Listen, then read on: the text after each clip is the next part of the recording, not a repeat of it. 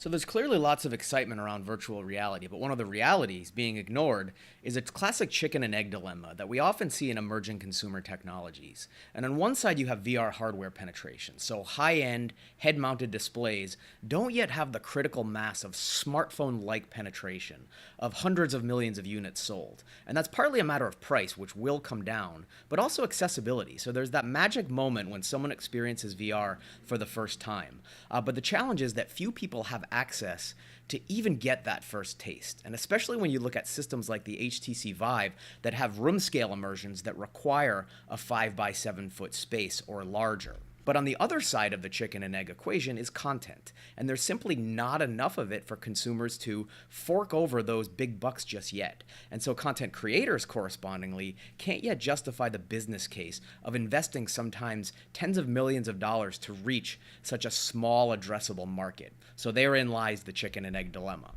So the biggest opportunities we see in the vast VR ecosystem are in seeding that content side of the equation.